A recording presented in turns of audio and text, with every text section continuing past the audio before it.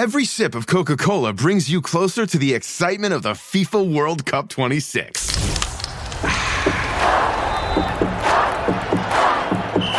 Because nothing compares to the joy. So grab a Coke and drink in the FIFA World Cup 26. No purchase necessary. 13 plus in 50 U.S. states and D.C. with a web-enabled device. Ends March 1st with 8 entry periods. Rules at cokeurl.com/soccerrules. Año nuevo. Los mismos Extra Value Meals en McDonald's. Ahora te puedes llevar 2 snack wraps y papitas y una bebida mediana por solo $8. Solo por tiempo limitado. Precios y participación pueden variar. Los precios pueden ser más altos en Hawaii, Alaska y California y con entrega. ¿Hablas español? Sprichst du Deutsch? Kann du Norsk? If you used Babbel, you would. Babbel's conversation-based techniques teaches you useful words and phrases to get you speaking quickly about the things you actually talk about in the real world, with lessons handcrafted by over 200 language experts and voiced by real native speakers. Babbel is like having a private tutor in your pocket. Start speaking with Babbel today. Get up to 55% off your Babbel subscription right now at babbel.com/Spotify. Spelled BABBEL.com/Spotify. Rules and restrictions may apply. Starting a business can seem like a daunting task, unless you have a partner like Shopify. They have the tools you need to start and grow your business. From designing a website to marketing to selling and beyond, Shopify can help with everything you need. There's a reason millions of companies like Mattel, Heinz, and Allbirds continue to trust and use them. With Shopify on your side, turn your big business idea into... Sign up for your $1 per month trial at shopify.com/special offer.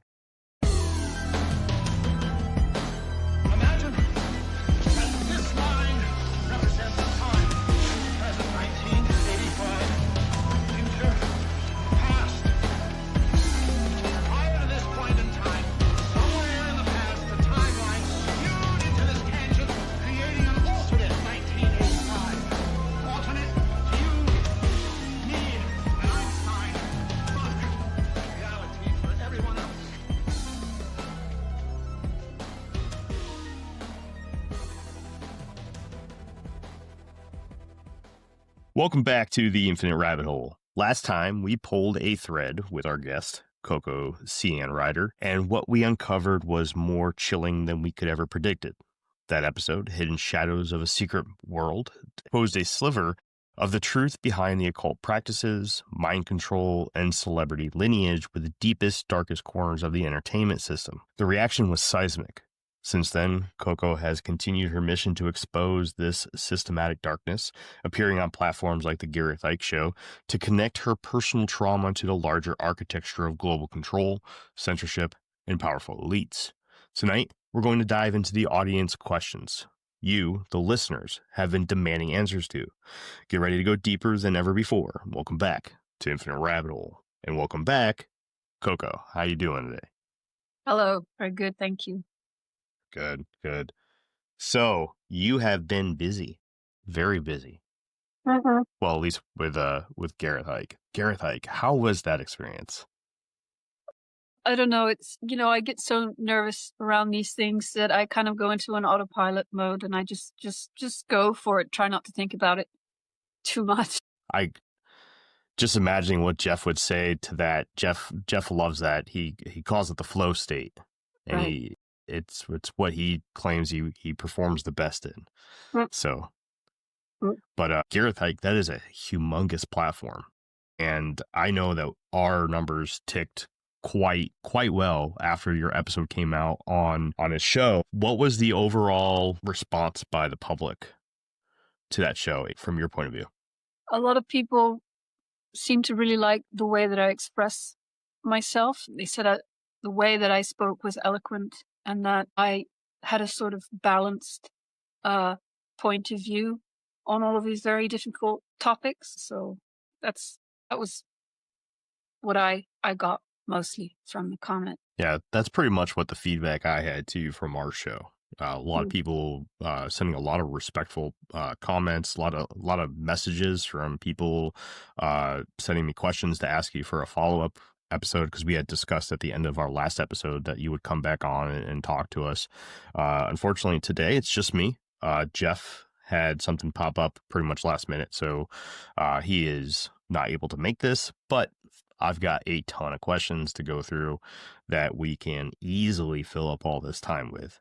So, and it all comes from either the comment section on some of our platforms, with most of them actually coming from private direct messages from people who have listened to either our episode with you or Gareth's episode with you. There's a lot of people that even made mention in their messages to me that they haven't listened to our episode yet at this time, but that you were absolutely amazing on Gareth's episode. And they had questions for me to ask you, guessing that they just had a feeling that you'd be coming on this show again before going back on Gareth's, which I would assume you would. I watched that episode myself and it was phenomenal. You did great. You did. Thank you. You're going to be a natural podcaster. So actually, before we get on that, or before we get on to some of the questions, let's talk about Tracing the Circle. How's that journey going for you?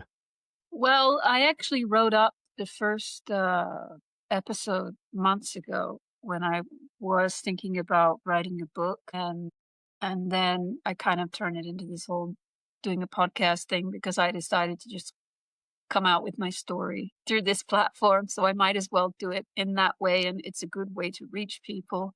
I finished writing it like last week, and I'd like to be more spontaneous, but the writing kind of helps me to get into this whole new journey. And the podcast itself is more about kind of positive growth and self-exploration and trying to inspire and motivate people. So I'm talking less about the kind of stuff that I'll talk about in interviews with other people, because I don't want to make that dark stuff like the center of my life.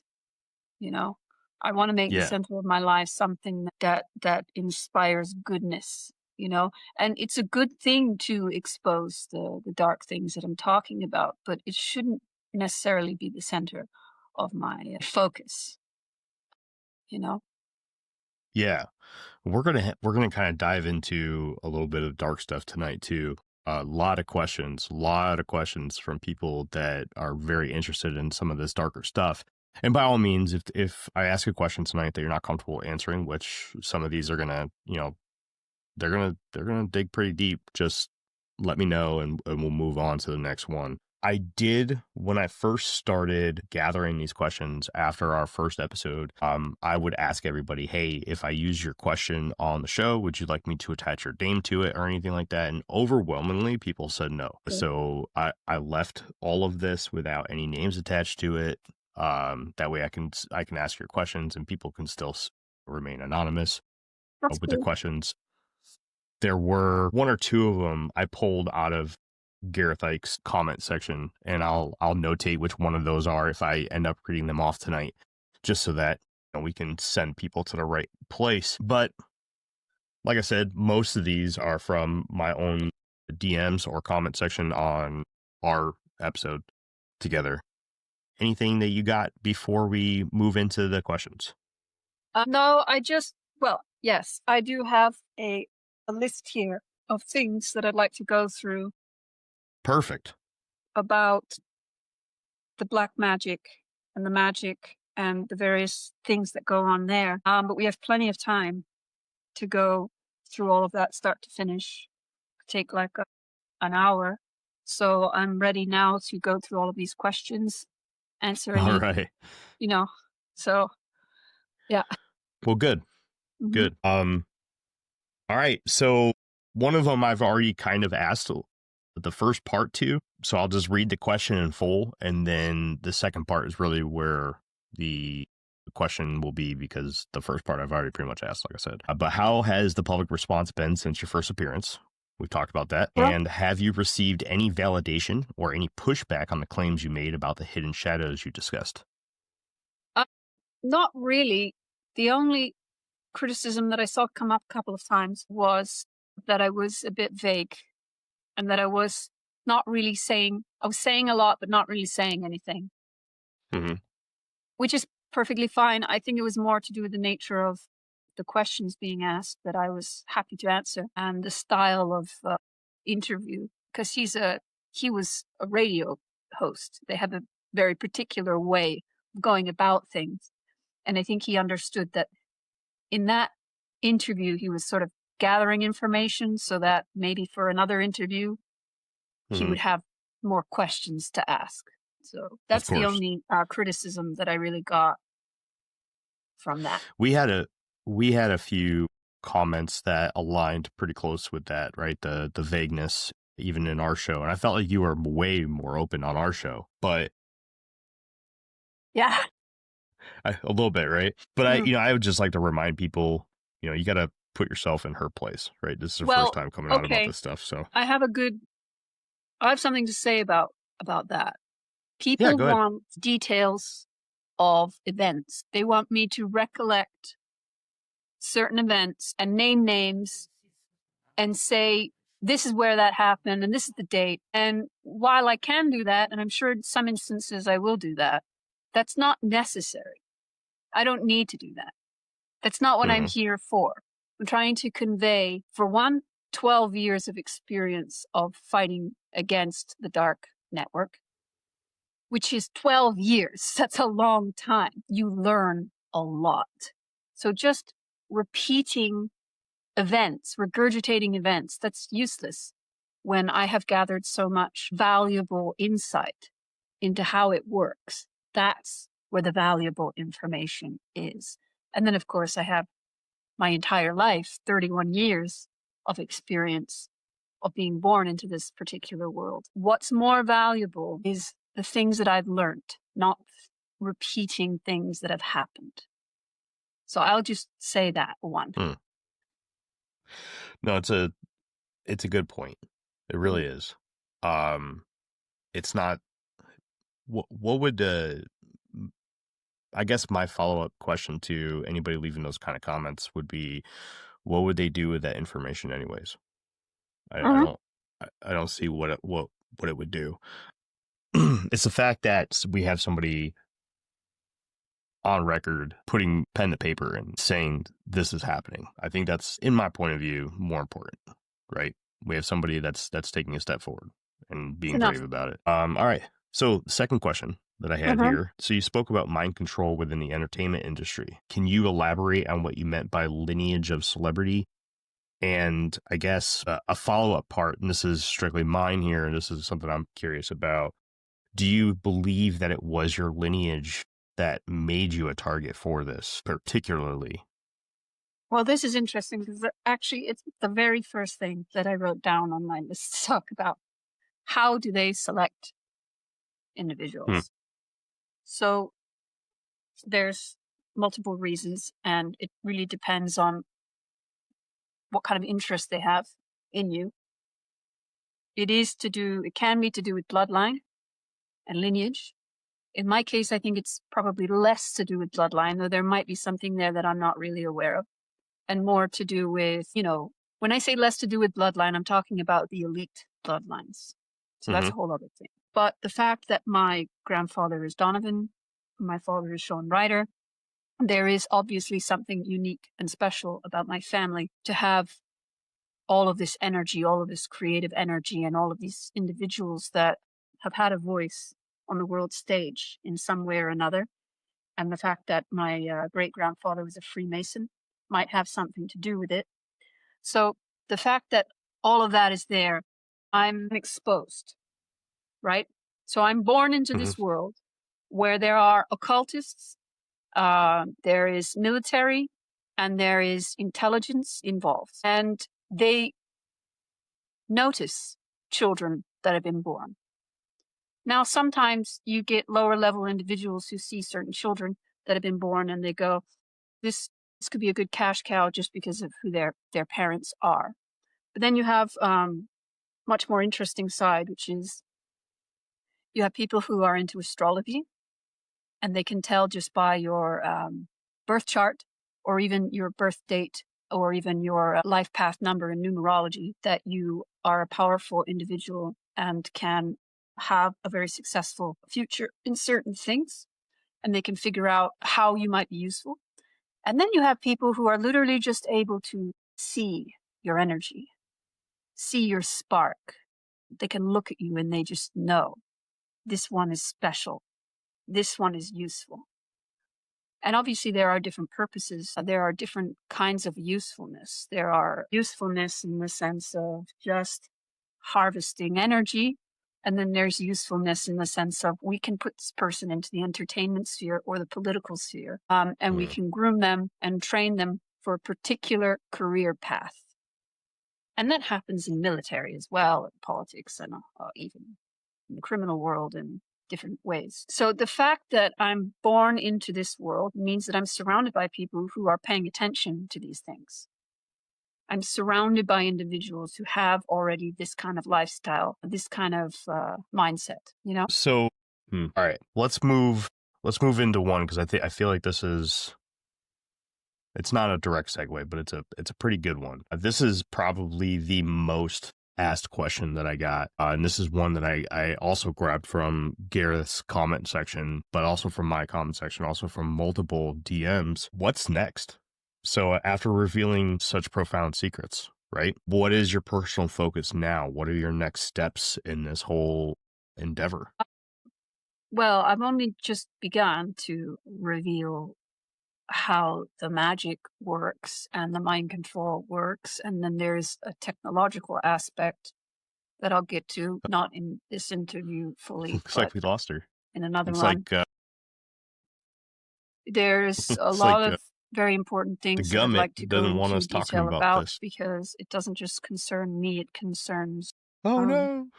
the human race. Give her a second to come back on. Because as I said By the in way, the I previous see that we have a ton of podcast people with you, on in the YouTube previous right now. episode That's with cool. you, We don't get a ton everything of they do to their people watching targets is live on eventually YouTube. done So on shout out to masses. the people on YouTube. So all of I the appreciate you checking spiritual in. warfare that I've If you guys have questions experienced for her, is please happening send to them the into the masses comment now, section, and it and has a we'll particular try to get them in long-term for you. purpose. So I would like She'll be to right back, hopefully. learn Unless we got how to completely reveal shut to the down. best of my ability Somebody's these in the comment section. Let me know if you're still getting the secrets stream. How and about that? these Can you help me out with that? methods and these Let's see. practices. And that's something that's going to take a while for me to get good at. For one, because I'm not used to talking about this stuff. It's like, you know, maybe not. imagine not being able to speak your whole life and then suddenly you have to learn how to speak. You know, I'm not used to talking about this stuff. I hardly even write about it in my own journals. So I'm going to try my very best to articulate the magic and the mind control. That's very important. But I guess Thanks. I said it MK before, Iki. Appreciate that you. my goal Yeah, is same to try thing. and inspire I do not and see her move either. people and to I'm help waiting for people her to shift return. into a For those certain of you that are perspective watching, I of life appreciate you that helps them hanging out. transcend fear and division Having a and little bit of polarization difficulties with to Coco be able to right be now. more I at don't peace know with where she things went. so that you can more Let's effectively see. act Let's shoot her a in the message world here. around you. Because so many people I are was right in the middle of a thinking and question acting and behaving from a about place of fear what and her panic next because of steps everything are that's in going all on of in the this world, and it's coming not out to the helpful. public. In order for us to make the most effective change, we have to first be in a place of peace. And I'm learning how to do that myself, and I hope that on my journey in learning how to do that, I can share it with others. Almost the entirety of my listeners on Twitch. Looks like everybody's here from. Sorry, anybody who's still watching on YouTube. Here she comes. She's coming in. When There did I she cut is. out? I'm not sure. Well, if you don't mind, we could just jump right back to the beginning of that question. You asked me a question about my goal. So was that just a quick? Was that a technical issue on your end, or No idea. no? Looks like we're talking about things people don't want us talking about. Hopefully, okay. It was just a technical problem. Let's see. I did get somebody while you were away there for a second saying that I should introduce you to Paul from Understanding Conspiracy. I'm guessing it's a podcast. Mm-hmm. So definitely look into that. See if that's a route you want to go down. Understanding Conspiracy. Understanding Conspiracy. Yep. All right. So the question that I had for you was, let's see. Yes. What's the next steps in all of this? Where are you going with the next phase of this kind of stepping out into the limelight? Okay, I did have a very, very good answer. I hope I can repeat it. Sorry. So the next step is obviously to go into a lot more detail about the mind control and the magic, because there is so much there. I'm definitely not answering it as best as I did last time. Yeah, the next step is to the best of my ability, go into as much detail as I possibly can about how the magic works and how the mind control works. It's very important that I do that because, as I mentioned in the last episode with you, that everything that they do to their targets and the people in their immediate life, they eventually do on the masses. And so the spiritual warfare applies to mankind, and then the mind control aspect that comes with it and after it also is applied to mankind. So I feel it's a very important thing, a very important time to try and articulate as best as I can. Are you still there? Uh-oh. Lose her again? Coco, no. Hello? Looks like we got you back. That was just for a second, right? Yeah, that wasn't. Okay. Yeah. So basically, give me a minute. No, it's okay. It's trust me, I understand when the flow state gets interrupted. It's pretty tough to recover. It's annoying. I'll be fine. The world moves fast. Your workday, even faster. Pitching products, drafting reports, analyzing data. Microsoft 365 Copilot is your AI assistant for work. Built into Word, Excel, PowerPoint, and other Microsoft 365 apps you use. Helping you quickly write, analyze, create, and summarize. So you can cut through clutter and clear a path to your best work. Learn more at Microsoft.com/M365 Copilot. This episode is brought to you by Indeed. Stop waiting around for the perfect candidate. Instead, use Indeed sponsored jobs to find the right people with the right skills fast. It's a simple way to make sure your listing is the first candidates see. According to Indeed data, sponsored jobs have 4 times more applicants than non-sponsored jobs. So go build your dream team today with Indeed. Get a $75 sponsored job credit at Indeed.com/podcast. Terms and conditions apply. Step into your future with an all-new series, Star Trek Starfleet Academy. Being a cadet means being open to the people around you. I've spent my whole life getting away from stuff, letting someone in. It's hard. I want to be captain. I need to be captain.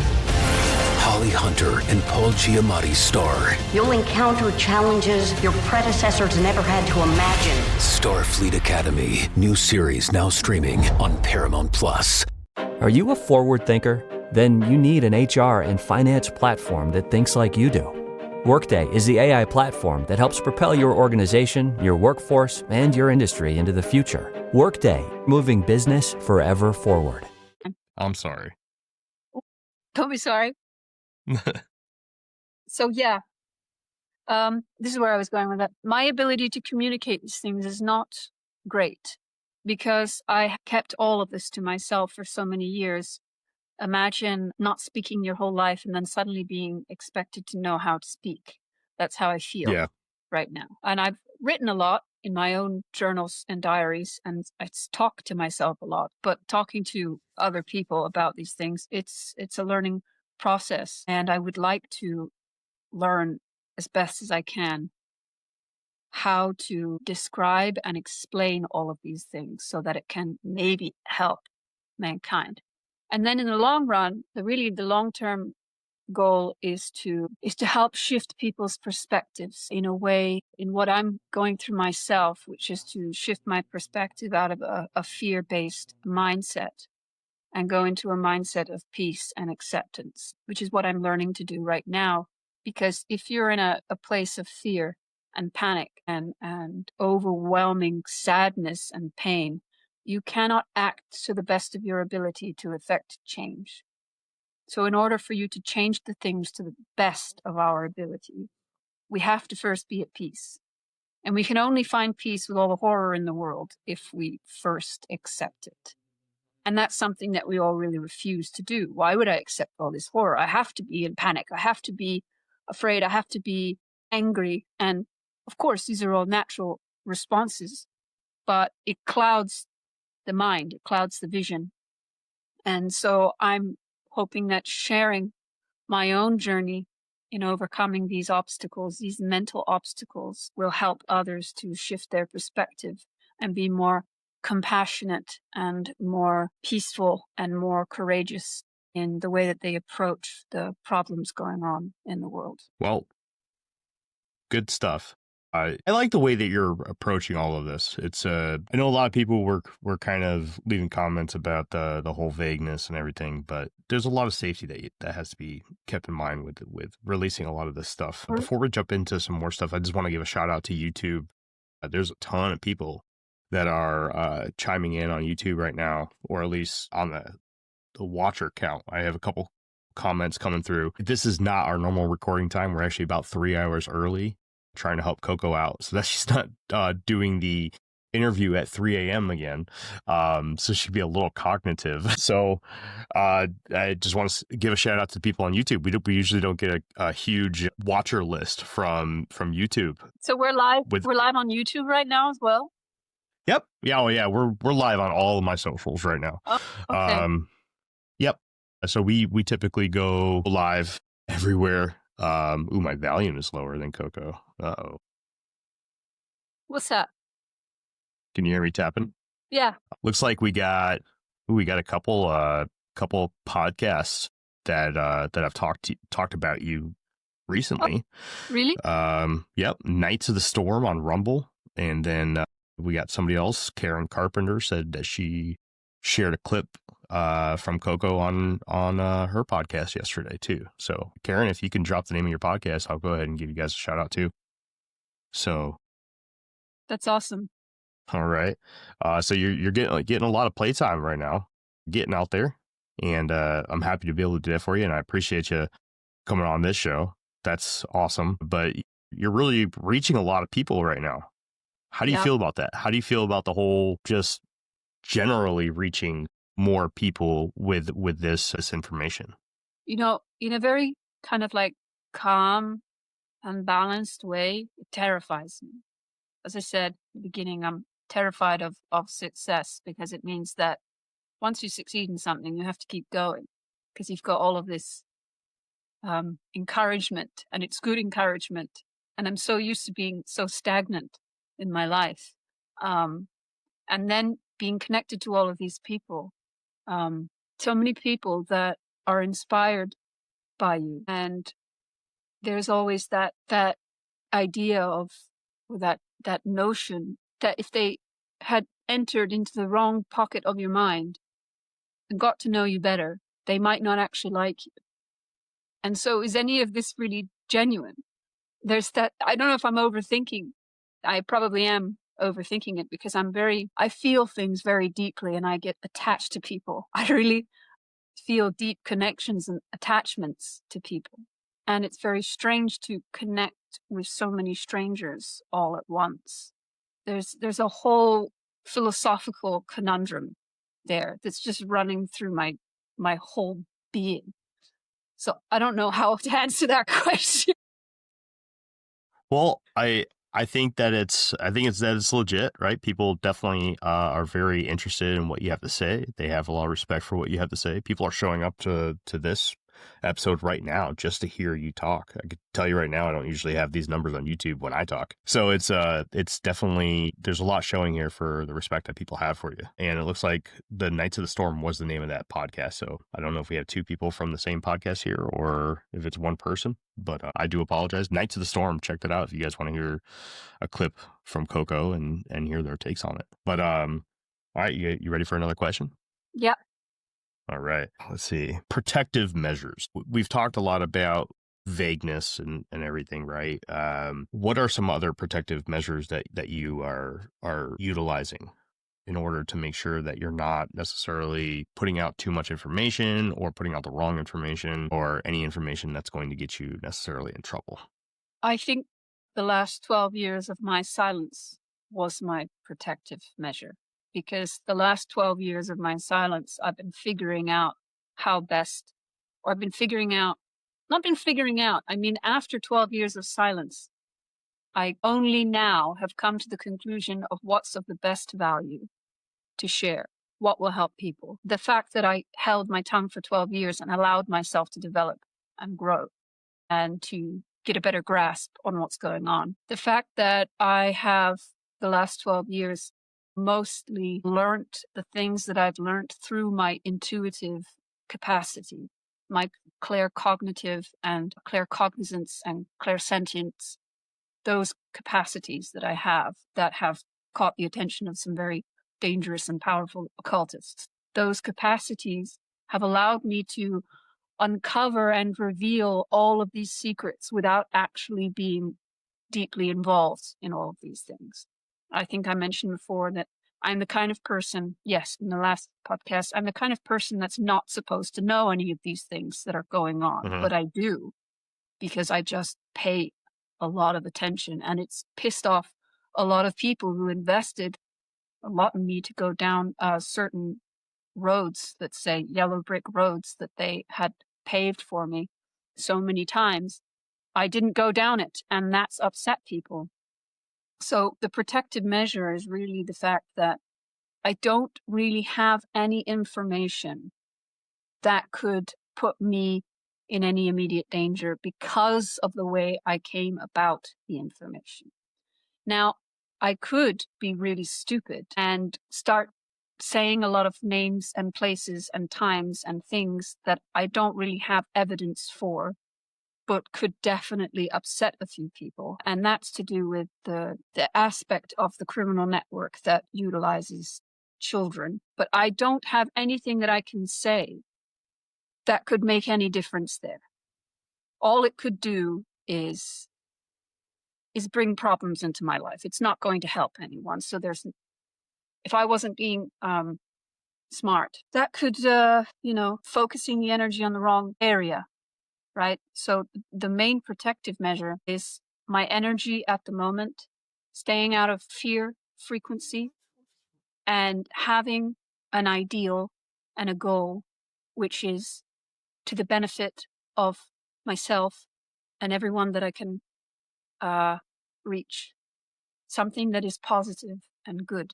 That is my protective measure. And again, that might sound vague because I'm not going into, all these physical things that I can do, but none of those physical things that you can do to protect yourself really matter if you're not on the right energy, wavelength, and frequency of peace, acceptance, and looking toward upliftment and growth and goodness in my life. So have you had any discussions with your grandfather or even your father about stepping out, about your appearances on either my show or on Gareth Ike's show? Have you talked to them about any of this yet?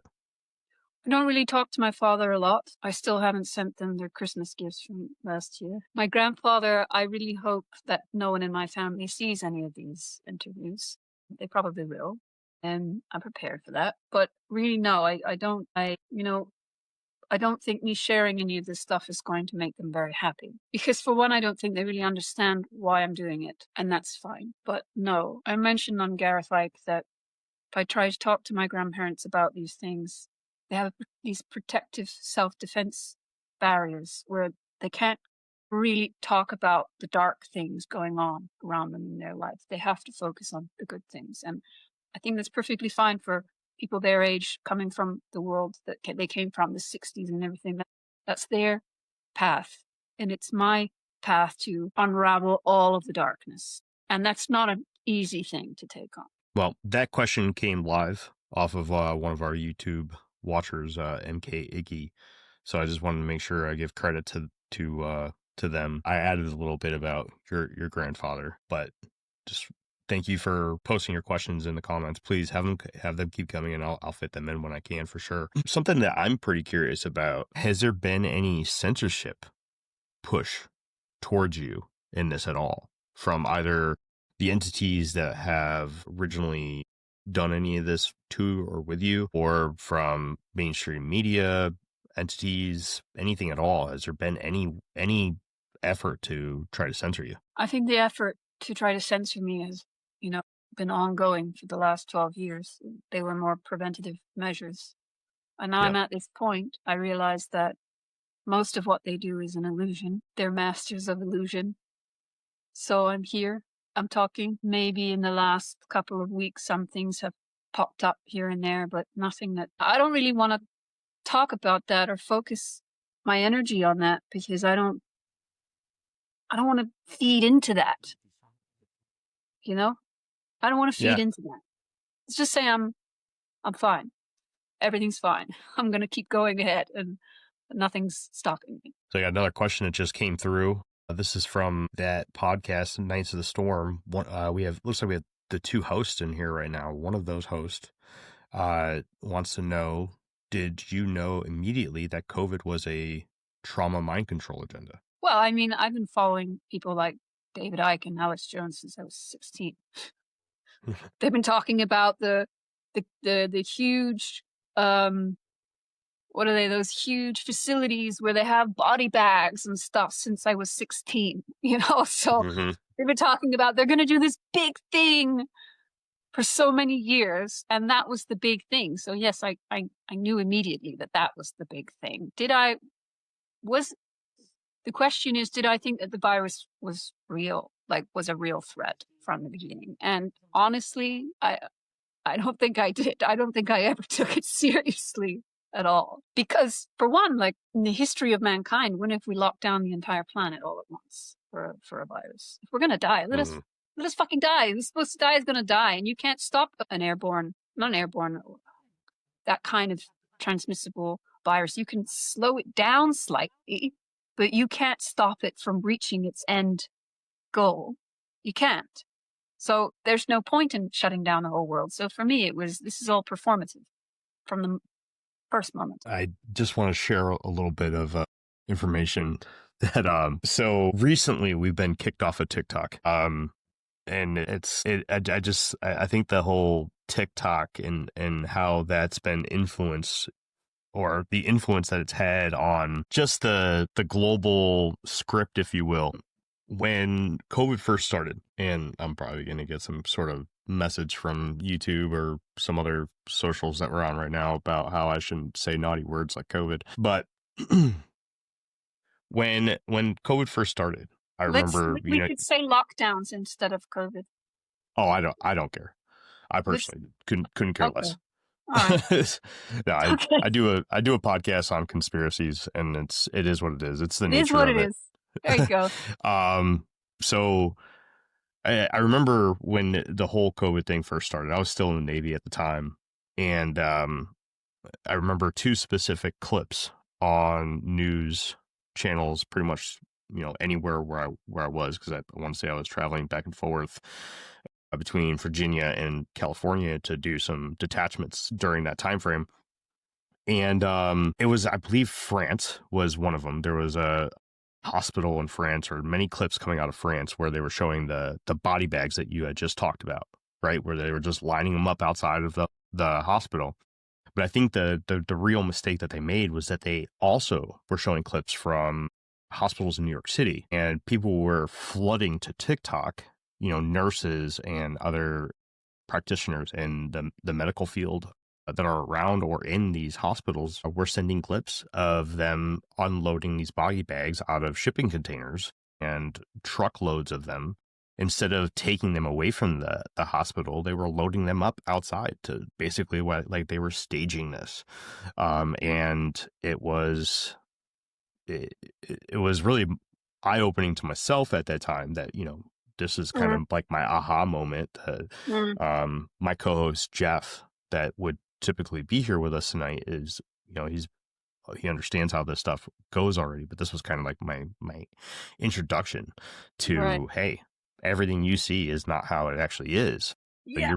You're being controlled. And, when you come on and you talk about the stuff that you went through, and you're seeing a lot of parallels, right? You're just seeing it on a smaller scale. You're seeing it happen to one person. And we specifically talked about a gathering that you attended last time we talked, right? That's a smaller scale. And of course there wasn't body bags, but there's still a lot of parallels there. Yep. I just thought that was interesting. And I also wanted to just say, fuck you, TikTok, because, you know, whatever. It just doesn't like some of the things that we talk about here on the show, but whatever. It is what it is. So, but no current censorship or anything like that. Nothing since the 2 episodes have come out where people are like, hey, don't you talk about that. Look, the way it works is that they do it symbolically. You go for a walk and maybe someone next to you will say something and it'll sound like it's to someone else, but it will be like a threat. Or maybe there's just things that I really just don't want to mention because they're just so negative and I don't want to put that out there. But those kinds of things would be symbolic. It would have to be in a symbolic way around me because that's how they get away with what they do all the time.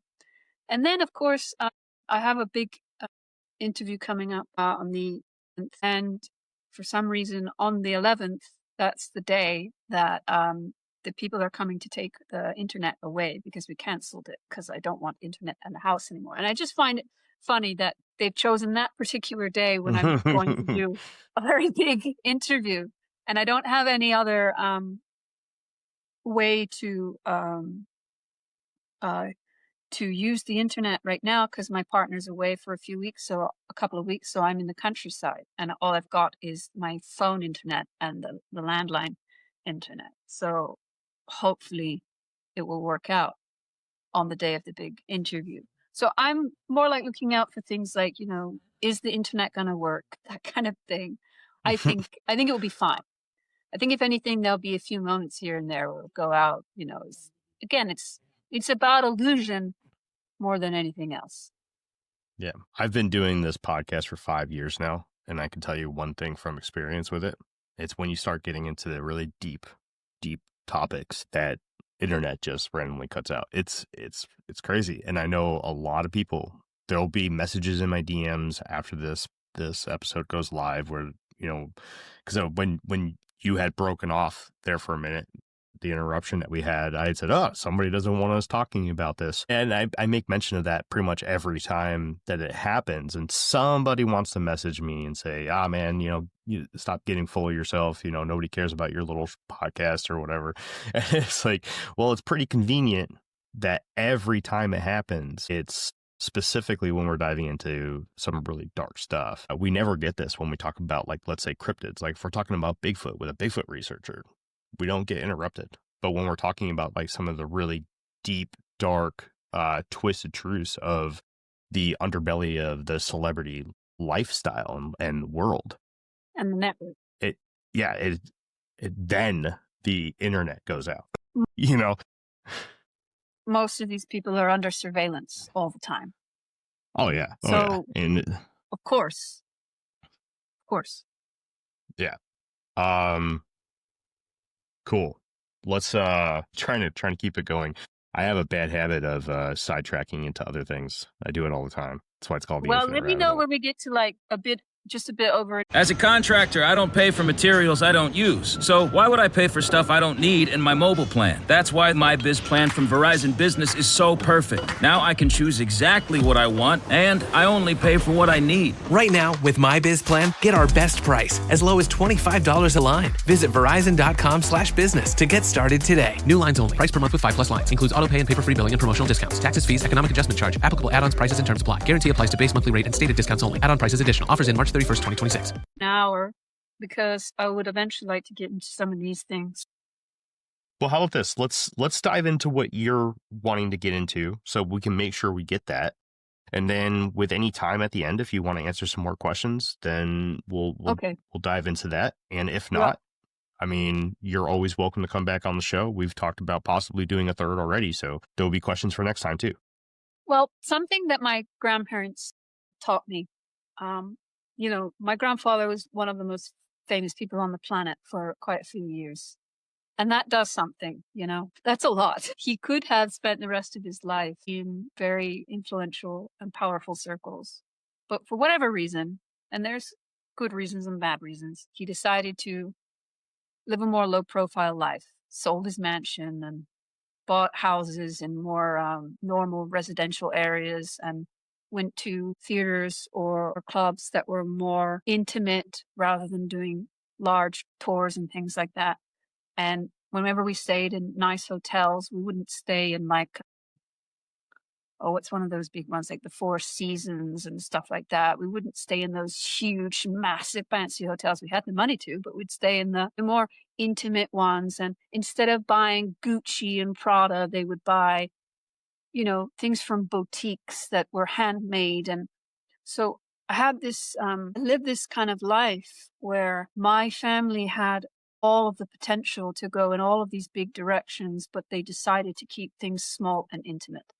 And I'm very glad that I had that subtle influence in the background, because now I'm doing this thing. I'd rather build a good relationship with a few people and build a solid following than just charge ahead and just get the next big thing and the next big thing and the next big thing. I don't need that. I don't need it. So coming back and doing more thorough interviews and doing things slowly and building things up, and it's more real, it's more authentic, and it's more effective, in my opinion. No, and I couldn't agree with you more. I mean, it's a nice controlled release of what you've been through and the information that you want to put out there. I respect it for sure. So what else do you got? What would you like to talk about tonight? So we already went into a little bit, one of those first questions on how they select. And I guess I could talk a bit more about that. Honestly, it was better when we did this interview when it was 3-5 in the morning, because I was you weren't fully lucid. Yes. Oh, I was way more relaxed. Like, anyway, so how do they select people? Yeah, let's talk about that. Birth charts, proximity, meaning, are there certain clusters of cults or military or various aspects of the criminal network, and there's someone in the nearby neighborhood that might spark interest. And then obviously you have the energetic aspect. These people, they can see someone's energy. And actually someone mentioned on your podcast under our episode on YouTube, the movie Dr. Sleep. And it's incredibly realistic. It's terrifyingly realistic. It was very hard for me to watch it. I've watched it a few times. It's a great movie. But the way that the group of magicians or whatever they are selected the children to feed on their soul, to give them immortal life and all of these various spiritual powers is very accurate. They sense, they can go around and sense energetically the people around them. And then, of course, you have bloodline aspect of if you're within a certain family, it doesn't matter if you have a special occult power or not, you're still somewhat targeted for specific usefulness and purposes. In my case, just the fact that I was born into a famous family, I'm already exposed to all of these kinds of people who are looking out for these kinds of people. And then I would say that if you have a particular birth chart, they look into your birth chart, they look into your potential future and potential power that you have and the potential money that you can generate if you're a child. They'll invest in you. And they don't need the permission of your parents. They'll just invest in you. They'll put you on a little list and be like, this person is going to be useful. And we're going to groom this person to grow up a certain way. And we're going to lead them down a certain path. And then they're going to get introduced to this person, introduced to that person, either music-wise or entertainment-wise. I'm just focusing on the entertainment aspect, but it applies to many different walks of life. So let's focus on the entertainment aspect. So they lead you into that world, and that's an investment. That investment of time and energy and thought of leading this person down this path, because eventually I can profit off of this person, whether it's financially or energetically. It's both, really. And then they do, obviously, the mind control aspect of it. So they'll have you taken at a certain at certain points during your childhood, they'll have you taken and drugged and put through various trauma-based mind control scenarios. I would say people like Lady Gaga and Ariana Grande were put through these types of trauma-based mind control things, and it creates sort of dissociative abilities so that they can use trigger words to send you into these dissociative states to tell you exactly what to do, where to go, and stuff like that. And because I didn't have a lot of exposure to the mind control aspect, I never got to that point of that type of manipulation and control. I went through certain things, but I never went through a complete program. So I don't have those dissociative capacities. I cannot be led, not how they would like me to be led. Anyway, so that's how they select people. And the reason why they select people for their various motives. And then, do you have any questions on that? Yeah. What aspects of the birth chart are they looking at? Do you know? Well, I'm not an astrologer. It really helps. I was going to ask if it had anything to do with astrology. Curious. It really, really, really helps if you have the birth time of the individual. Because if you have the birth time, you can more or less accurately predict at what time in their life they'll be successful. But even without that, the birth time, you can have an idea of if someone has strong creative capacity or strong communication abilities, and whether or not they are very attractive to others.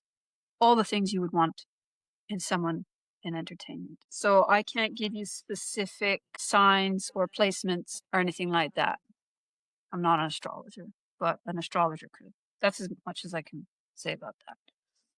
Yeah, I just wrote down because I don't have too much knowledge in the astrology world either, but it's something that I've always been interested in. I mean, I've always kind of been, I've been in the thought space, if you will, that if a subject has enough followers, there's a reason behind it, right? Just because I don't see personally a lot of connections to astrology and that kind of aspect of interest that people have, there's got to be something to it, because a lot of these people that are claimed or thought to be within these networks, right, especially in the celebrity side of things and the political side of things, we know that they are very heavily into astrology and other similar practices.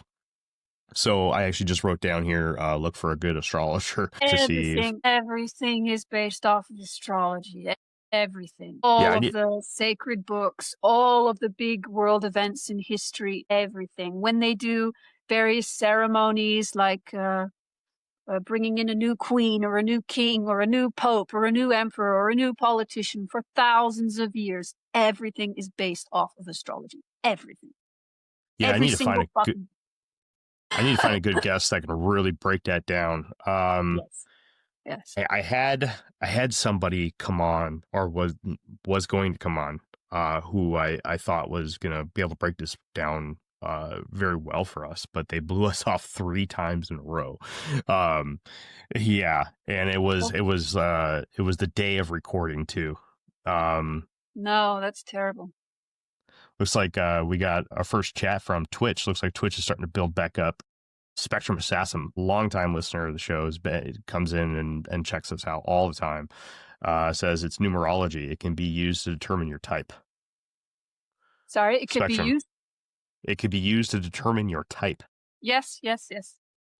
So that would be your like birth path, your life path, all of that stuff, which is very useful. Now, I'll go into that, the point of astrology and numerology and everything.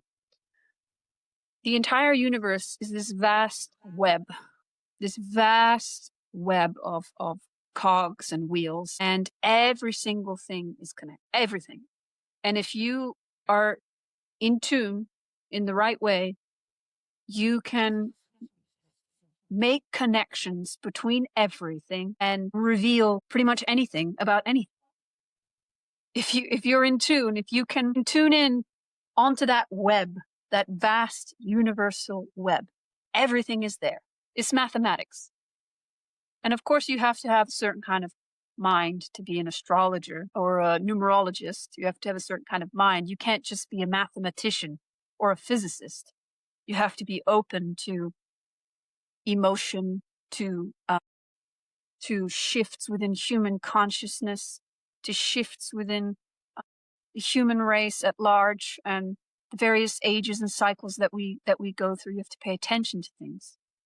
And then from a very personal point of view, in one outer body experience that I had many years ago, not many years ago, like 7 years ago, I went back in time, thousands of years, and I met these people that were living in a sort of desert landscape, in these sort of huts made out of leaves, like dried leaves and reeds and things, and they had pitch black skin, and they were painted in this fluorescent blue paint, and they were making jewelry and bags and things. And the person that I was watching looked at me in a way and told me, without moving his lips or speaking, he told me that a long time ago, people could talk to the stars as easily as people talk to each other today. As easily as that. And this might sound a bit nuts, but going into that aspect of making connections and figuring things out, and this kind of idea of physics, that there is no space between anything, there is no distance between anything. How does the internet work? How does information travel halfway across the planet instantaneously? It's the same system. That information can travel across an entire galaxy instantaneously. There's a lot to unfold here. There's a lot to unfold in this one because there's a lot of parallels. There's a lot of parallels. We had a gentleman that came on and specifically told us about his research into the star people from Native American lore, right? And they had a lot of mind speak and nonverbal communication between various Native American tribes throughout the United States and these star people or star children that they would call them, right? Depending on what the regional area of the country was, they had different names for them. And then you also have this whole sector of science, especially like psychologists who it's kind of a emergent, if you will, of like a psychologist and an anthropologist, right?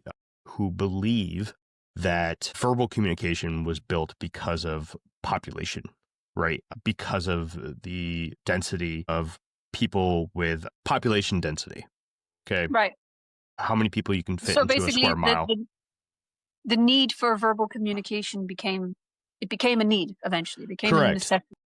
And there's so many different theories about this too. I've seen theories on this that go along the route of it's more calorically efficient to use verbal communication than it would be to use mind power. Helena Blavatsky, in her Secret Doctrine, goes into all of this very, very well on how the human race developed and how we went from a species that communicated through the mind at a time when the earth was covered in a thick mist, watery mist, and everything was dark. So we didn't really have need to see with our physical eyes. So we saw etherically and we spoke etherically. And we didn't really use our vocal cords, and slowly over time these things developed. Helena Blavatsky is where I go to for that kind of information. Be interested to look into what the people you're talking about. There's two more aspects of the show that we've covered at one point or another. We had a huge, and this might be way outside of the box here on this particular episode, but we have had this one guest on a couple of times. His name's Carter Bushard, and he does specific research into communications of Bigfoot, Sasquatch, right, and other bipedal apes hidden in plain sight that utilize mind speak. He has an entire series of books dedicated to the study of this and his experiences with this. And now we're also seeing this other aspect in which we've talked a little bit on this. I'm actually going to be a part of a panel in Fond du Lac, Wisconsin on Mother's Day 2026. So if anybody's interested in that, come check me out there. I'll be with the CAPS team out in Fond du Lac, where we're going to be talking about CE5, Close Encounters of the Fifth Kind, that's making a huge headway right now with how people are non-verbally or mind communicating with UFOs. They're able to control them or at least pull them into their local vicinity simply by utilizing this exercise known widely as CE5 now. So there seems to be an aspect of this making its way back into the world that we know, because if you look at all the news stations, at least over the, let's say the last year specifically, we've seen more UFO topics break the headlines than we've ever seen in the history of humankind, at least since 1952, when we had that huge flap of UFO spotted over the United States Capitol in Washington, D.C. So there's a lot to be said about this nonverbal communication. Well, in the United States, between the 70s and the 90s, there was a particular program, I think Stargate program, where they funded millions and millions of dollars into this program about remote viewing. They don't spend 2 decades spending millions on a program that doesn't work. And the whole point was that people could travel with their mind to any point, not just on this earth, but in the universe. So that was government money. So we really officially know that these things are possible. And honestly, I would say that a lot about technology and internet communications came from the studies, the early studies that they did with remote viewing and this type of where you can communicate with people across the globe or off globe. You know, the government knows about these things. The government definitely knows about it. We had somebody in the chat on YouTube mention the Monasteric Oaths, right? That is a Hollywood movie based off of the Project Stargate and what they did, right? And you had a lot of major people like McGonagall, but there's I love that movie. Yeah, it's a great movie. It's hilarious actually too. It's really fun. But all the Jedi references was just amazing, because I don't know if you've seen the prequels of Star Wars. Obi-Wan Kenobi was a Jedi in the prequels, and then he's the main character in Men Who Stare at Goats, and he makes references to the Jedi 4 times. It's just it's hilarious. It's so good. I wish actually it might be a blessing that I don't have any of my co-hosts with me tonight, because I catch crap all the time because I've never seen Star Wars. So you're not a movie guy, though. You're not a movie guy. I am not. I have seen Men Who Stare at Goats, though. I have. Actually, I did a whole podcast on another show called the title of the show the podcast that we did with them was Podcasters Who Stare at Goats. It was all about that movie. So I had to watch it for that. But I just want to make mention, because I love books. Okay, if anybody's watching Infinite Rabbit Hole for the first time, you'll know I love books. But there is a book out there called Out There. See that? By Howard Bloom. And he actually goes into a lot of the really deep back history of Project Stargate and where it started. So it originally started off as a project called Scanate, which is a compound word, combining the words scanning and coordinate, right? So Project Scanate was the original project, and he goes into a lot of specific events that happened in Washington, D.C., where they were testing all this out. Like this one sailor who was picked for the Project Scanate program, who was in a lead case room, and he had to find 9 different submarines around the base, or around the planet, and he was able to find them perfectly. And this is actually where Project Scanate split into 2 different programs, one of them being the Stargate program that we all know about now that's been declassified. Walmart Business is in the business of saving you time, money, and hassle. Whether your business started in a garage or is a garage, Walmart Business has the tools to help you get where you're going. Tools like free shipping, multi-user accounts, and just about any item your company needs. Even a double filtration cyclone dust collector. Yep, even that. Sweet. Walmart Business. It's the Walmart you love. Now for your business. Learn more at business.walmart.com. Terms apply. And apparently, bunny air quotes, shut down right? That's been discontinued. But then the other one, which is Project Aquarius, which there's a lot of theories about what Project Aquarius potentially could have been or is, one of which being highly, I would say, the real Project Blue Book, right? So Project Blue Book came out by the Air Force, and it was a whole research program. It was shit, really. What it was crap. But it's thought that Project Aquarius was the real reason behind that, because when they were testing all these people in Project Scanning and getting DC to pitch the funding for all of this, these people who were subject to the testing in front of congressmen and other big named or big wig people in the government, they discovered that a lot of these nuclear submarines that they had at the time were actually being followed by UFOs, which gave birth to the whole Project Aquarius. It's a great book. I highly recommend it for anybody. I never heard that part of the story before.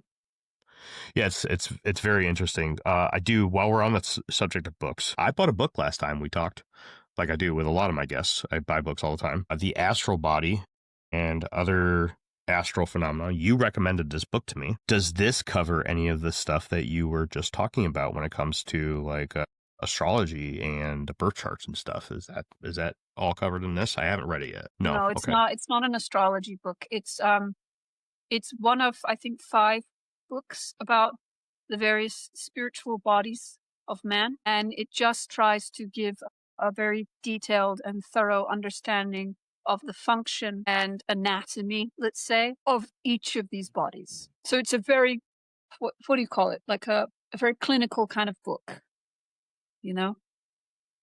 It's very specific. Well, all right. I didn't mean to derail us down that whole rabbit hole. I do that a lot. Sorry. Well, that's what these long form podcasts are about. It's like a conversation between friends. So it's great. Good. Yeah. What else did you have for us tonight? I know you said you had a list of things. Oh man. I love the participation by YouTube right now. Their chat is blowing up. It's amazing because we don't, like I said, we don't get a lot of people watching on YouTube, especially the live shows. We do get a lot of people watching the reruns or the on-demand stuff where they could just click on an episode and watch it. But I mean, we are. Yeah, no, I noticed your subscriber amount went up a lot since the interview, so they probably. Yeah, the Gareth Ike episode, where you were on with him, really propelled our YouTube presence. It's been great. By the way, your episode with us has over 1,500 viewing hours attached to it now, which is amazing. So thank you for that. Oh no, are you frozen? She was going to the list, everybody. I have you double on here now. Is that going to kick over to... What, there's 2 of you? I see 2 of you. On my screen, on Riverside at least. I can hear your voice double as well. I don't know why. Oh, no. Whatever. Looks like it's still working. Okay. All right. I have a lot to talk about. And I'm like looking at everything and I'm like overwhelmed. Okay. So I just got to like number 1 on the list, which is how do they select targets? I hope that was concise enough. If anyone has any questions about that, please go ahead. And now, very briefly, on how they do rituals on these individuals. Now, of course, this isn't my case, but you have people being physically brought into rituals that can be in underground facilities. It can be at people's private homes, and it can even be done in hotels. They'll have specific hotels where things like this can be done. And it's usually in a kind of quiet hotel, and they often have a certain kind of paintings on the walls that might be reminiscent of either the occult or sexual abuse and things like that, or mind control symbolism, stuff like that. So they'll have specific hotels where the person running the hotel knows what's going on, and they'll do rituals in these hotels. Some of the people like me, the targets, depending on, their particular situation, they can be sent either into a trance, or they can be drugged, or they can be basically unconscious or sent into a dissociative state so they have no memory of what's going on. and they can be brought into these rituals and used within these rituals for their energy, let's say. But when you bring in someone who has a very powerful spirit, soul, or energy, it's useful for their ceremonies and rituals. And in my personal opinion, most of the groups that do these rituals, they're all full of shit. They think they're doing some kind of high special magic, but they're all just a bunch of assholes. And it's very few occult groups that are actually doing very serious high magic.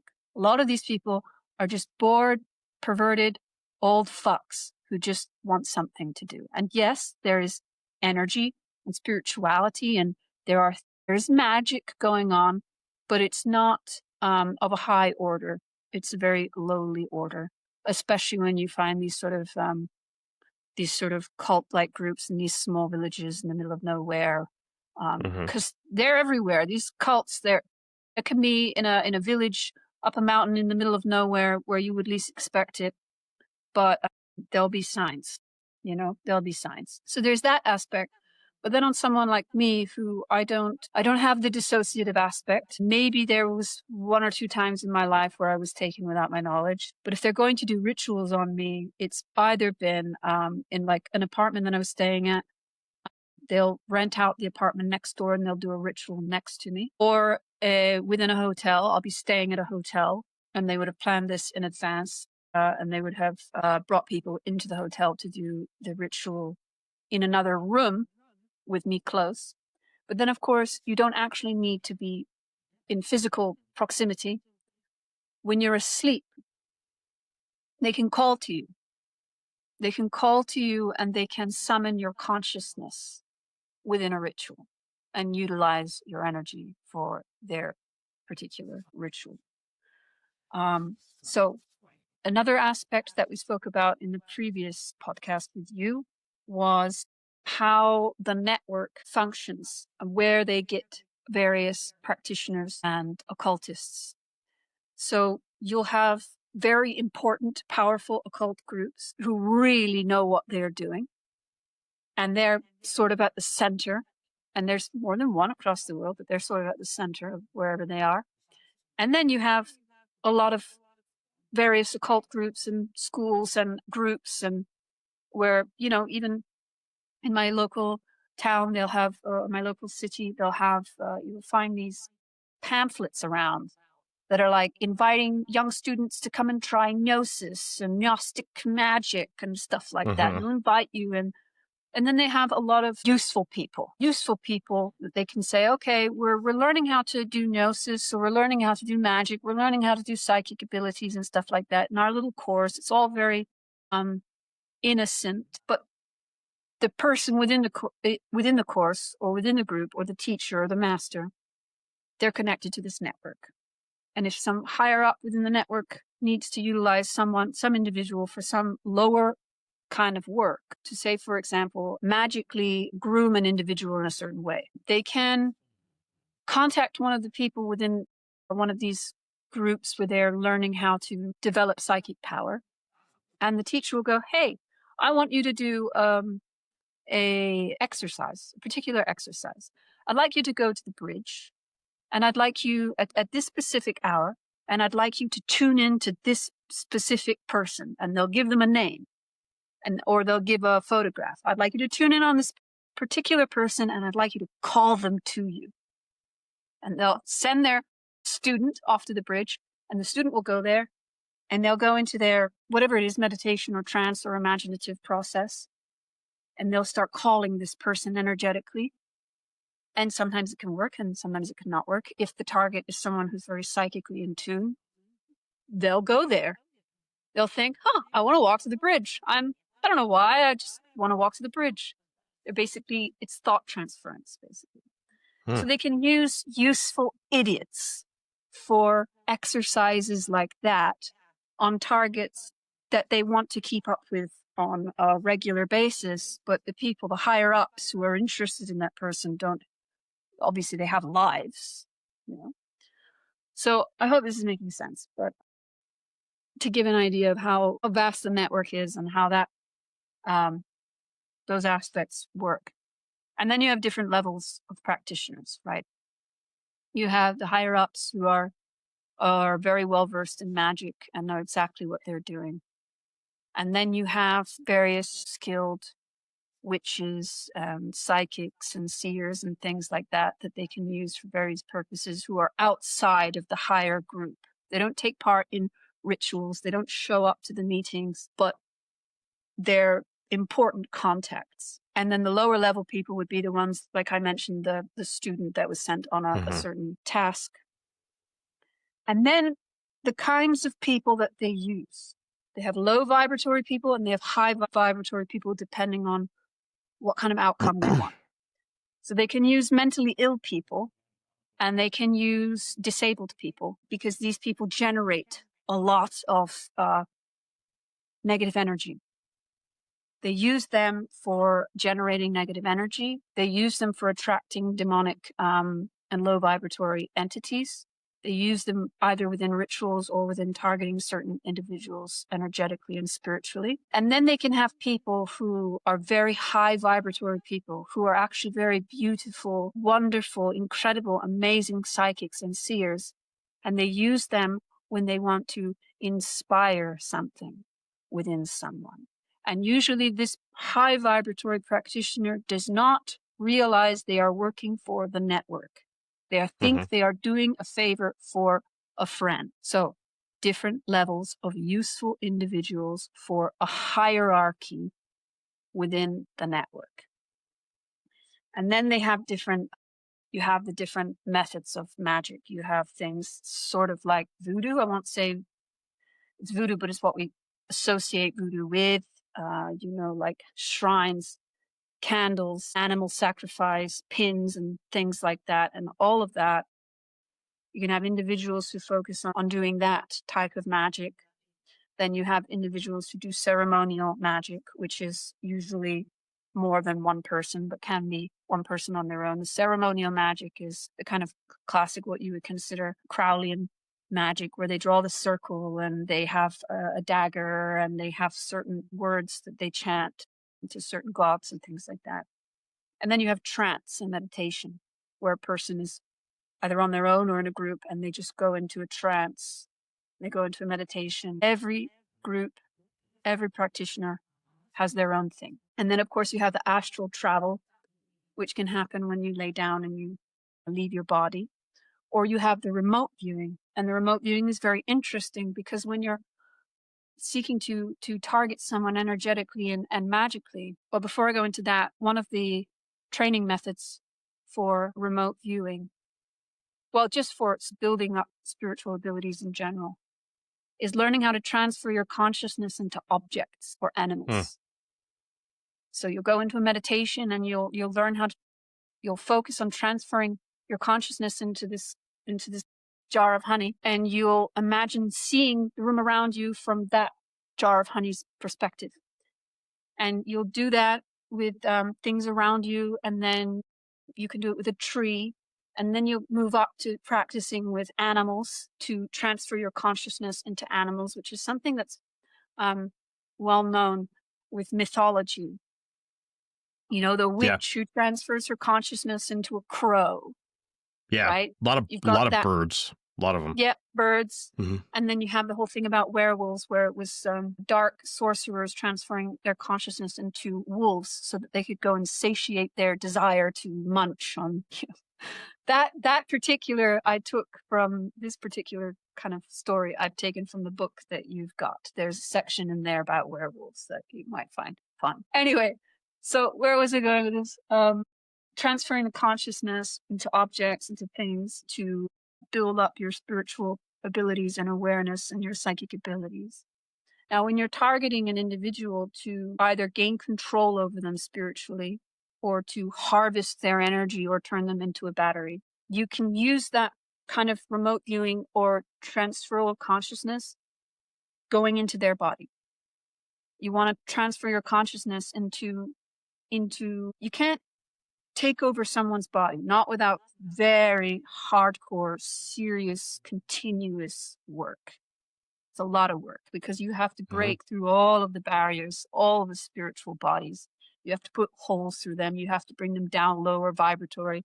We have natural. How does PwC take your company to the leading edge? They bring the sharpest minds in tech to your team so you can bring the ideas that will transform your business. They're passionate about your industry so you can walk into any room with every advantage. And they're with you every step of the way so you can know you're headed in the right direction. PwC builds for what's next so you can get there now. Get started at pwc.com/us/leading edge.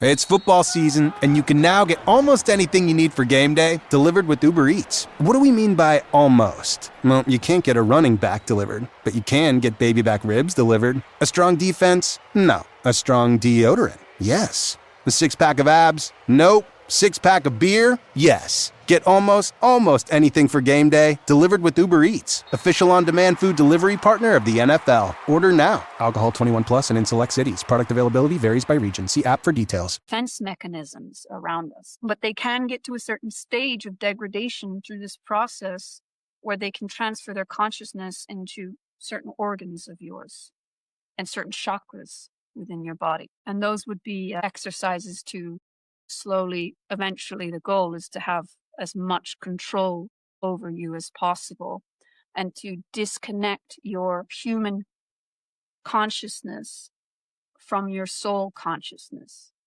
And this goes back into the idea of selling your soul, because the human being is supposed to be more or less guided by their soul, which is guided by God.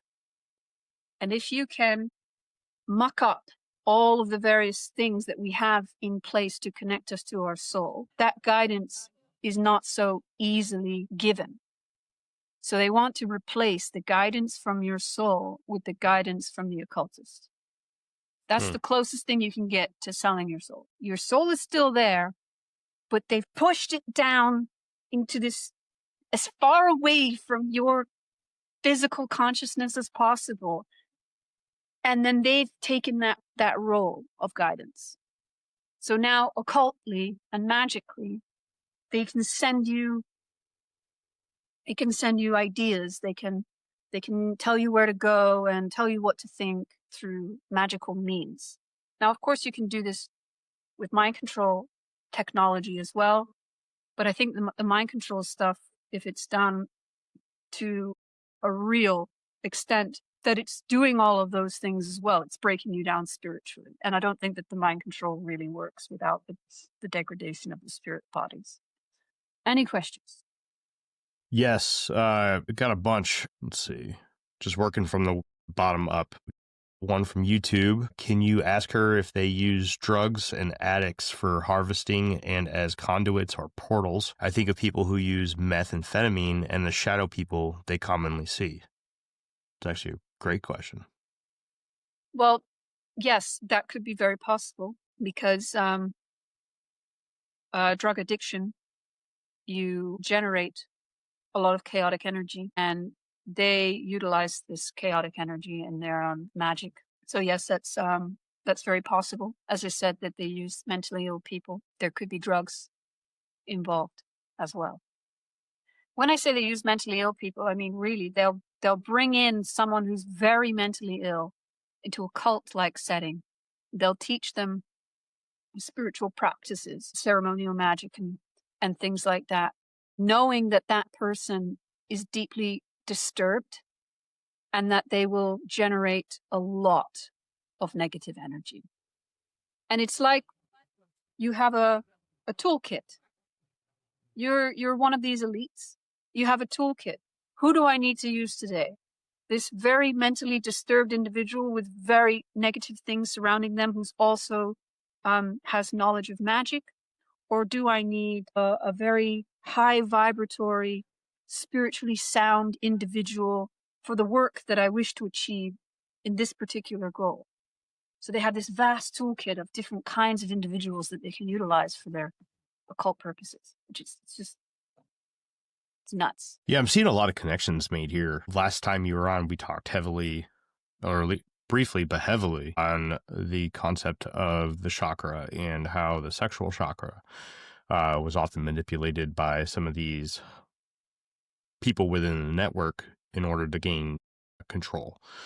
So I'm seeing a lot of connections there, and man, it's just... So the chakra, the lower chakra, it's the animal nature of the human being.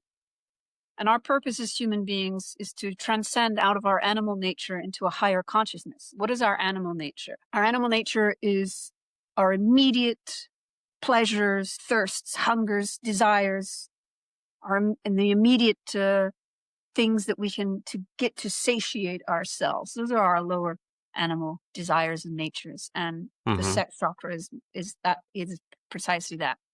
Or it could be the one, I think maybe the sex chakra is the second one. I don't know. I can't remember. So like a primitive kind of thing, the basic ones. Yeah. Okay. The animal nature within man. Eat, fuck, drink, and be merry. Right? Yeah.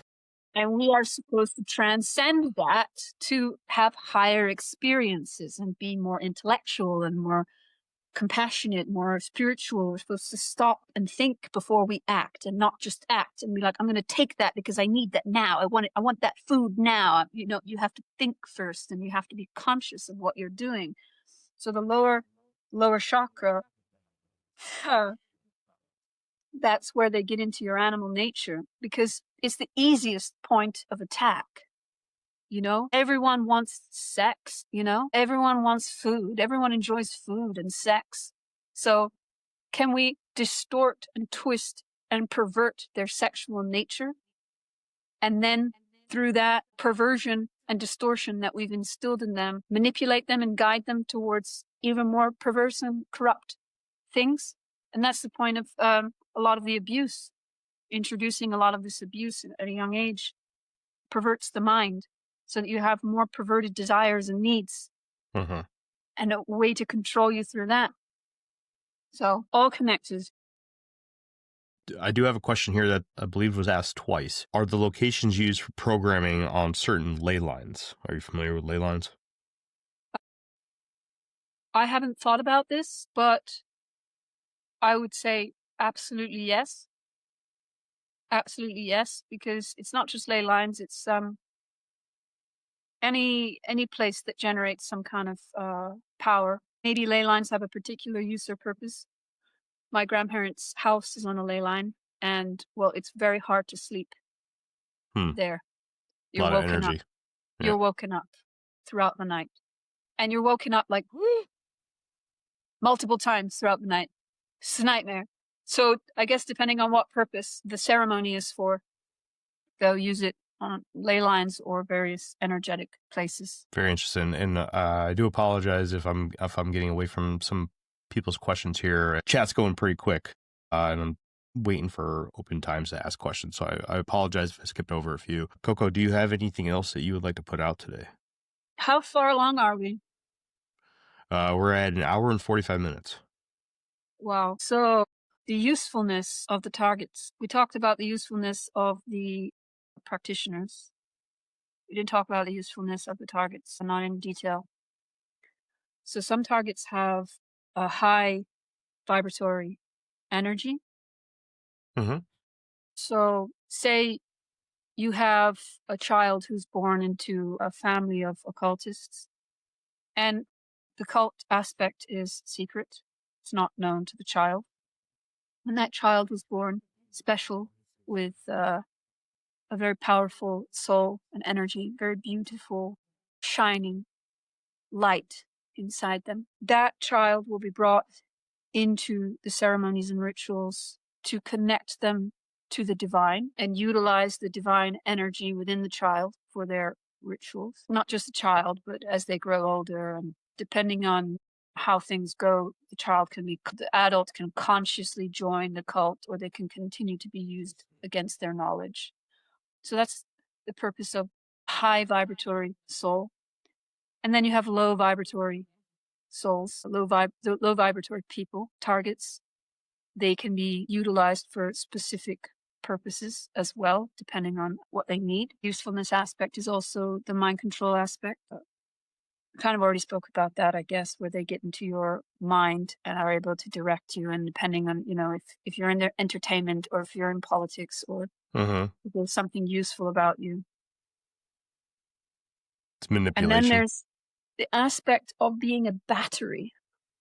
Huh. Now, this is my personal experience. I have a lot of energy, and I can be used as a battery. And this is going into another very interesting thing: consciousness, egregore. So there's this whole aspect of the cult group where they can create what is known as an egregore. You can look up Mark Stavish. He wrote a book on this. An egregore is basically a sort of living entity that's created from the combined thoughts of a group of people. Now, these are created naturally, organically, but they are also created consciously by occult groups. So they'll have this realm of consciousness where they all connect. So within the movie Doctor Sleep, when these people entered into the minds of the other person when they were astral projecting,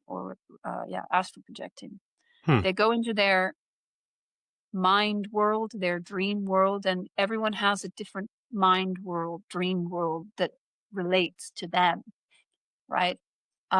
It looks different, and it holds your memories, and it holds your experiences and your feelings. And the occult group, what they do is they basically open up this portal, and all of the people connected to the group, they jump through this portal, and they leave behind their old sort of astral realms, dream realms, and enter into this new one where it's a combination of all of theirs. And there's a lot of demonic activity, a lot of entities involved in that, in creating this group mind, this group consciousness. And so what they can do with a target over time eventually is that they can call that target through astral projection or entering your dreams in through that portal into their realm of consciousness. So basically you leave behind what your dream realm has been your entire life, and you enter into theirs. And once you enter into that realm, if it's a group of deranged, let's say satanic occultists, it's horrific. It's a horrific realm to enter into, because the imagination knows no bounds, you know? So when you get into the imagination of sick, perverted, demented people, and astral projection and outer body experience feels just as real as this right now. It's a different experience, but it feels just as real. So imagine going into that realm of consciousness in an outer body experience or astral projection and experiencing that realm of pure perversity and horror and being caught up in that realm. And within that realm, they're obviously generating a lot of chaotic energy. And when you bring someone who has a very powerful magnetic energy about them into your egregore of consciousness, you're feeding that group's occult powers. Yeah. And that's precisely what they did to me. And then there's another aspect of you can puppeteer someone's astral body. You can puppeteer someone etherically. So basically, you can program their astral body to carry out certain tasks within the astral realm. You can, I don't know if I can give an example right now. I think that's enough, what I just said there. Okay. The realm that you were referring to, is this similar to, let's say, like something where people would visit during a psychedelic trip, such as like DMT? Or I know psilocybin technically isn't along the same lines. No? No, not really. Okay. Because you see, the astral realm is an incredibly vast realm, and there's so many different layers to it and so many different pockets within it. And you can, within the astral realm, build a world. You can build a house in the astral realm through your imagination. If you have a powerful enough imagination, and if you have knowledge of magic, knowledge of how to use the elements to accumulate energy within the interdimensional realms, you can build houses and palaces. You can build worlds within worlds within worlds, depending on how skilled you are. And we do this naturally with our own imagination and our own dreams. We do this naturally. We create these realms, we create these worlds, and if you're astral projecting, you can enter into other people's worlds and see them. Consciously, you can create these realms. Now, going into trips, you know, either with or without drugs, going into these trips where you're transcending into different dimensions, I like to think that most people are entering into a more general dimension where they're seeing the inner workings of the universe and nature. And because the astral realm is so infinitely vast, you could really enter anywhere. You could enter into any being's astral realm or something like that. I'd say to get into these realms that are created specifically by occult groups is something very hard to do because they're guarded and protected and gated. And then to get into what are the methods for creating these realms within the astral, we have to understand that the imagination isn't something arbitrary. The imagination is a powerful tool. And that's not something that you just see on a bumper sticker. It's literally the source of all magic. Imagine the universe as one big imagination. Imagine God as one big imagination that thought everything into existence through its imaginative capacity. That would mean that our imagination holds the same power as the creator of all things in the universe. Imagine the universe as one big, massive mind, and that this physical realm is the furthest thing from the truth.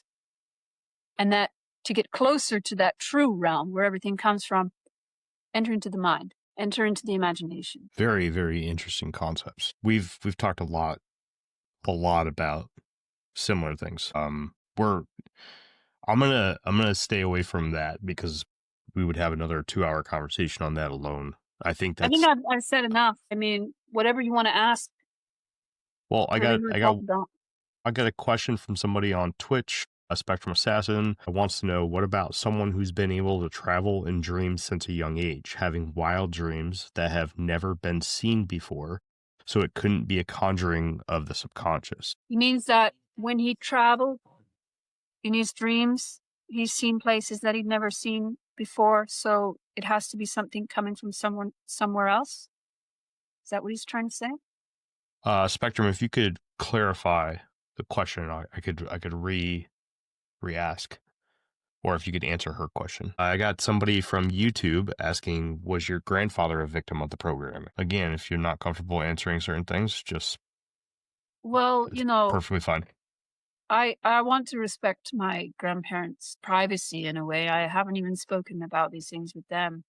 I think I've mentioned enough that I've seen things done around them. And I have to really think properly about that before I say anything else on it. Yeah, no problem. I understand it. I'm sure they do too. Let's see. Spectrum on Twitch got back to us. Like, I had a dream of Cthulhu off in the distance of a cityscape. Had never heard of Cthulhu before then or seen anything on TV of it. So Cthulhu would be that, if he's talking about the same thing, it would be that the creature thought up by H.P. Lovecraft. Well, H.P. Lovecraft was definitely a magician. And he was definitely astral projecting. He was definitely going to other realms. Those are not just stories, what that guy is talking about. Yeah. As for the names, now maybe the name is really coming from interdimensional realm and it's come out and he's heard the name. But as for most entities, they have multiple names. They have many names. It comes out differently depending on who the entity is talking to. But it can use the same name. And that realm, if H.P. Lovecraft had tuned in on that realm and seen this creature and heard this creature, and then wrote about it, obviously the power of the imagination of all of the people that read it contribute to the graphic nature of what you're going to see if you're able to tune in on that. And this is going back to the CIA military programs in the United States of remote viewing. They want to see inside a safe, inside a top secret location, they can. You want to see inside an interdimensional realm to a interdimensional entity that's thousands of years old, you can. We all have that capacity. So it would be, let's just use the example of the safe for a second. And because a lot of people in the chat over in YouTube are saying connections with like the Upside Down from the show Stranger Things. So if we were to use that as the example, ooh, what do you got there? We call these dum-dums. There's thousands of them, and we don't know what to do about it. They're little beetles. Oh. They're just everywhere all the time. I think we have those in Wisconsin too. But let's say like if you the government or whatever entity wanted to see inside of a safe, right? They would project into the astral realm, physically move about, which would correlate to the physical realm that we're in now. And then at will pop in and out between the two realms. So let's say if they no, what do you got? In those programs, for those specific purposes, they're not going into the astral realm. The astral realm is it's a crazy realm where anything can appear to you, and it can appear in all kinds of crazy ways. They're doing remote viewing, which is using the mental body, not the astral body, the mental body. So they're going to see things in a way that correlates to the physical realm. If you use the astral body, sure, you could achieve it if you're skilled, but you never really know if what you're seeing in the astral realm is what you're actually seeing in the real world. You would want to use your mental vehicle. We have a mind body, we have an astral body, we have a spirit body, we have various bodies. The mind body is the closest thing to your so your soul doesn't really feel feelings. It's moral. The soul is moral, but it doesn't really feel feelings. It doesn't feel pleasure or pain. It's more of a real mind, a real intellect. It's where the reason comes from, the soul. So when you're remote viewing, you're using this mind. You're using the lower mind that's connected to the earth. So different ways of perceiving. Interesting. We're going to dive into that more when you come back. I think Jeff is going to have a lot of really good questions for you on that one. That's more up Jeff's realm. That's the whole purpose of this podcast, right? We all specialize in certain things, and Jeff is the guy to really dive into that one. So I miss Jeff. We miss you, Jeff. So we'll get Jeff back on for the next one. He was supposed to be here tonight, but something came up, and we're all human. Well, I hope he's having fun, wherever he is. I'm sure he is. I hope he's getting tired. This is almost his bedtime, so okay. he wouldn't be able to last at 3:00 in the morning. He'd be done. No. But before we close out, was there anything else that you wanted to put out? Not that I can think about. I mean, everything that I said, we could go into way more detail about every single aspect, right? I just don't know how to do that effectively yet. I'm doing my best. I'm trying to go into as much detail as I can, but I'm nervous and I don't know what the fuck I'm doing. So I don't know. I'm trying my best. One step at a time. I think you're on the right path. You're doing a lot of really cool things. You're taking it slow, which I respect it. There's a lot to unravel here, and it doesn't need to be hasteful. Just take your time. But you're always welcome to come back on the show. Always welcome. And I hope to see you back on here again so we can delve into this astral body stuff, because I think there's a whole nother episode just in that alone. It's very fascinating. Absolutely. Now we should spend a full episode talking about mind control. Yes. Not the spiritual aspect. Yeah. The hardcore mind control aspect and technology, because I have some pretty big shit to reveal. Good. About that. That's honestly that's more or less the route that I thought we were going down tonight, but that's yes. I wanted to start with the magic. I wanted to start with the magic. I wanted to go into more detail about the magic because, as I said before, the magic has to happen for the technology stuff and mind control stuff to work. So, cool. In following that line of reasoning, we figure out the magic stuff first together, and then we talk about the mind control stuff and the technology stuff. Perfect. That's next. Perfect. All right, cool. You're all good then? Yeah, I'm good. All right. You brought the crowd tonight. Good stuff. Thanks, Coco. If you could just hang out just for a few minutes after we cut off the recording, that way I could just make sure I have your stuff uploaded. And then I'll let you go to bed because it's 2:00 in the morning there now. Well, I've got so much adrenaline right now. I'm not going to go to bed. You also drank a whole pot of tea too. Oh, it's not caffeinated tea. It's I was going to say. It's a type of red flower, and it's stinging nettle, and oregano. Oh, man. I seen you taking swigs there, and I'm like, oh, man, she's never going to go to sleep. It's not caffeine. No, it's not caffeine. Well, it's always a pleasure, Coco. It really is. And I love unraveling more of your story, more of your knowledge, more of your understanding of the world. It's absolutely fascinating stuff. It's difficult to be a podcast host when you're here because I like to just sit here and listen to you. It was nice to be able to hear you on Gareth Ike's show because I got to kind of sit in the passenger seat there and just go along for the ride. So you're fascinating, and I love it.